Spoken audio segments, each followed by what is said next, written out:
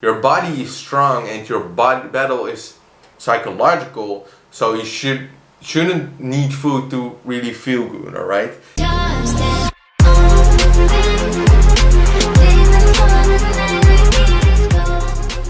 What's up guys, Farneen here from wolfphysique.com, and today we're going to talk about why you make your diet so hard.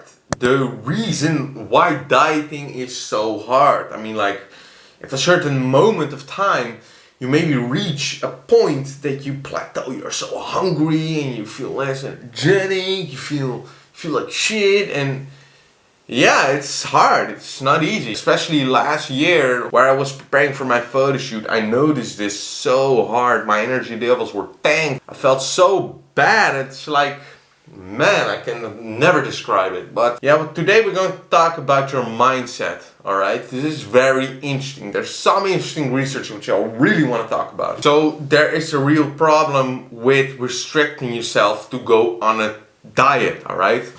And this is the so-called nocebo effect. So the expectation of feeling like shit on a diet can actually make you feel like shit and not the diet itself. Doesn't make sense? So this makes dieting much harder than it needs to be. And if you watch this video until the very end, your mindset will change and you make your diet so much easier. You can finally get shredded. So a 2018 meta-analysis of studies showed that diet-induced psychological stress is unrelated to how much weight you are losing. The funny thing is that the researchers found that people that aren't losing any weight on their diet, which means they are actually eating maintenance calories, so not even in a deficit, often experience just as much stress from their diet as people that are actually losing weight. In other words, the stress comes from the idea of being on a diet.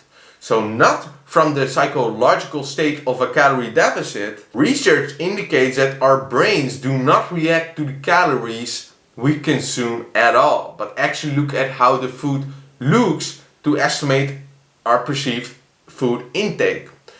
When the energy density of food is reduced in research, without the subject knowing it, unaware, the subject still ate approximately the same amount of total food volume, and as a result, they consumed significantly fewer calories. The hunger, fullness, desire to eat, and the consumption of the amount of food ratings are the same, showing that you can be just as satiated with less, as long as you're not obsessing over the fact that you're restricting your calorie intake and you're in a deficit.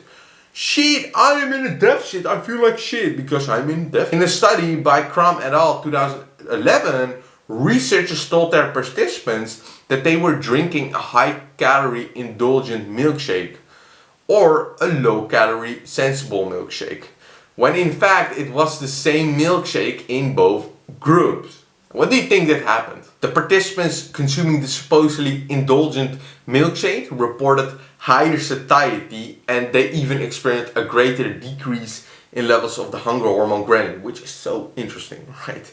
So basically, if you think you're drinking a high calorie shake, while it's low calorie, you feel very good, and you have less of the hunger hormone ghrelin, which gives you the signal to your brain, hey, go and eat. So it's the feeling of restriction and the expectation of suffering, not the actual calorie intake, that causes most problems when dieting.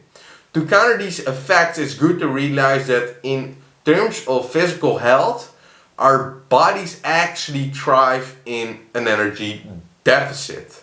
And it's true. At least until you get close to essential body fat levels, though.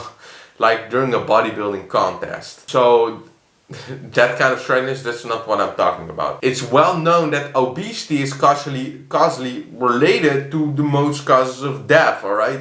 Being obese is not healthy, no matter what you tell me. It's not healthy. Now you know that the side effects of dieting are largely in your head and that your body is getting healthier. That is the first step to get rid of the nocebo effect of energy restriction, of an energy deficit.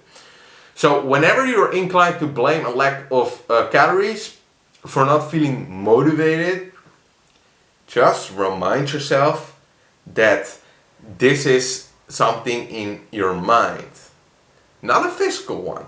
Your body is strong and your body battle is psychological, so you shouldn't need food to really feel good, alright? And I can really relate to this. When I was going to Dubai, I actually stopped tracking calories whatsoever. I felt like shit because I was in a deficit before that in the Netherlands. So I thought to myself, let's just eat normal, you know, and listen to my hunger cues. I gone there, it was hot, the sun was shining, I felt very good, alright? But yeah, I kind of ate what I want. I did not know how many calories I was ingesting. What happened? I got home and I lost weight, but I felt so good. And I got even so shredded. It's so weird.